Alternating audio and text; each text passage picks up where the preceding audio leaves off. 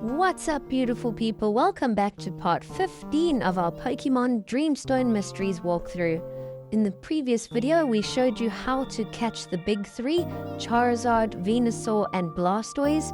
We also snuck onto the SS Elegant, the ship, and challenged some of the previous gym leaders and defeated the 8th and final gym leader. In today's video, we are continuing through. It's kind of a tricky section in the game.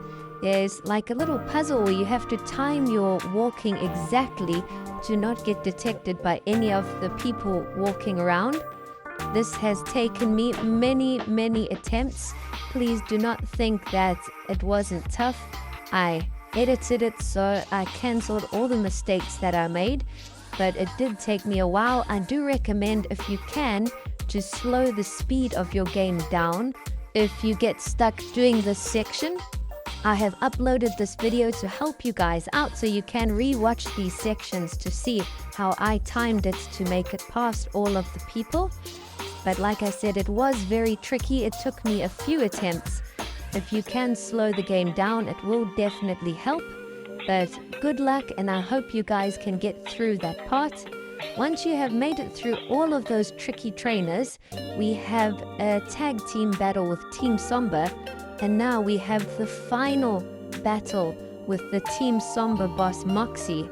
And right after battling him, we have to battle Melea as well. So there's two trainers that we are battling right after each other. It's going to be a crazy battle.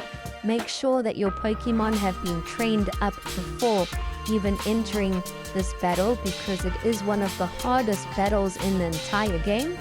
Team Somber boss Moxie kicked things off with Grimmsnarl, but then swapped in Great Tusk. Our Celebi one-shotted Great Tusk, so that's an excellent start to this battle, but we still have a lot of tough Pokemon ahead to take on.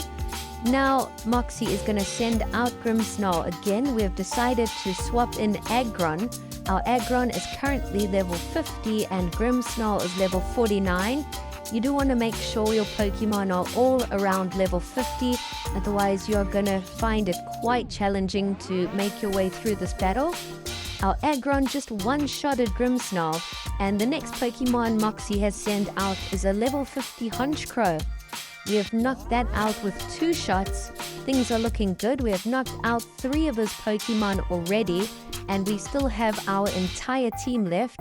There's only 2 Pokemon left to defeat. The next Pokemon Moxie has sent out is a level 50 Slowking, one of the tougher Pokemon on his team. We have sent out Celebi to finish it off, and the final Pokemon Moxie is sending out is Houndoom, which I'm sure will mega evolve. We've decided to send out Sneasler to try and knock it out. We have taken quite a bit of damage from its flamethrower, but we hit it with a Dire Claw, which luckily ended up poisoning it. And our second shot knocked it out. So this was an amazing battle. We did lose a couple times before, but that was definitely my best performance. All of our Pokemon survived. And right afterwards, we are taking on Team Somber admin Melea, and she's also got a whole team of Pokemon. You don't get an opportunity to heal up your team between these battles, so you really have to try and make sure to keep as many of your Pokemon alive during the Moxie battle in order to carry them through for the Melea battle.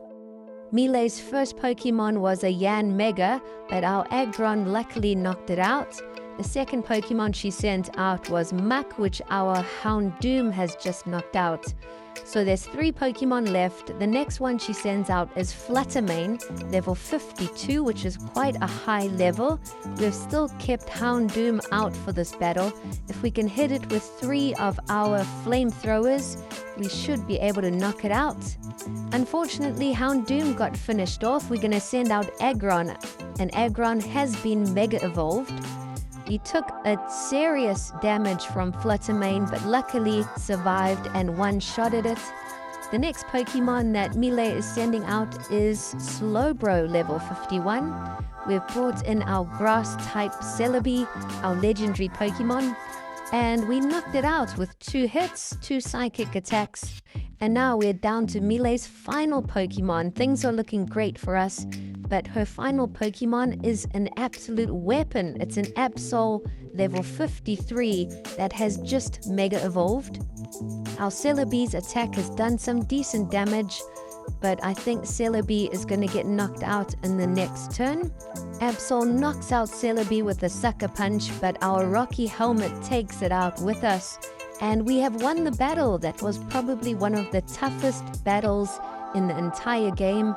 It's not easy to defeat both of them right after each other without being able to heal up.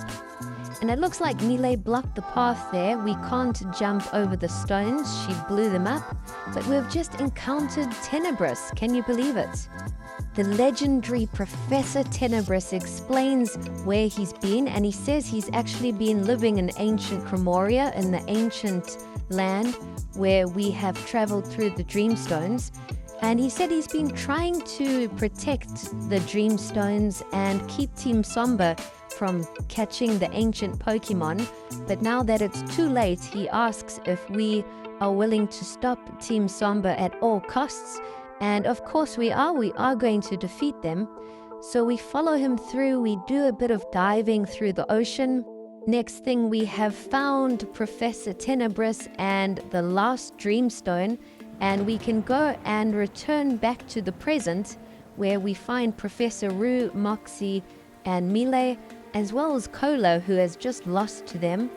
And now we find out the truth that Professor RUE is actually behind all of Team Somber's bad business. So we are going to take on Professor RUE for one crazy battle. I wasn't expecting him to be the mastermind behind Team Somber, but let's see what he's got, and hopefully we can stop them for once and for all. Professor RUE's first Pokemon he has sent out is a level 53 Toedscruel. We've swapped in Celebi to try and keep a type advantage. Our Aggron would have been at a major disadvantage, but luckily Toedscruel doesn't seem to be attacking, it's just boosting its moves by using growth. Celebi knocks it out, and I'm keen to see what else Professor RUE has up his sleeve. The next Pokemon he's sending out is Roaring Moon. Wow, this is an absolute monster of a Pokemon. It is a dragon type. And then he swaps it out and swaps in Metagross again, which is a crazy Pokemon. But now he swaps in Roaring Moon again, so he's trying to swap in different Pokemon to keep the type advantage. We have tried to counter it by swapping in and out our Pokemon, but Roaring Moon is an absolute weapon. It's a dragon and dark type Pokemon. Our Sliggoo caused a bit of damage, but now we've sent out Aggron to try and knock it out. It looks like our attacks are not all that effective, but we are hanging in there. And finally we knocked it out with just 5 HP left, so at least we got Roaring Moon out the way. Next out, he is sending Metagross, so we have swapped in our Bow Wow, our Houndoom, and Metagross has Mega Evolved. Luckily, our fire attacks are super effective, and we one-shot Mega Metagross. Next up, Professor RUE has sent out a level 54 Spiritomb, which has used the move Curse, which isn't good. We have knocked out Spiritomb, but its Curse is going to cause damage on our Houndoom with every turn that passes. And now he has sent out his ultimate weapon, the Ancient Terror, a level 56 Koraidon. We've only got 4 Pokemon left. Our Aggron is basically knocked out. And this Pokemon is an absolute monster. It could really finish off the rest of my team. Luckily, Gothitelle survived its attack and we managed to put it to sleep. If we couldn't put it to sleep, we probably would have lost this battle. And unfortunately, the Ancient Terror has just woken up and finished off our Pokemon before we could knock it out. We've sent out Celebi next, who has luckily survived its attack. And we've done it! Our legendary Celebi has defeated the legendary Koraidon. That was a crazy battle.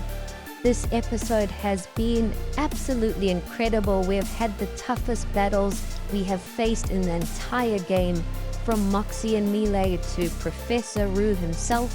And it looks like Professor RUE has been locked up and the Ancient Terror has been restored to Ancient Primoria.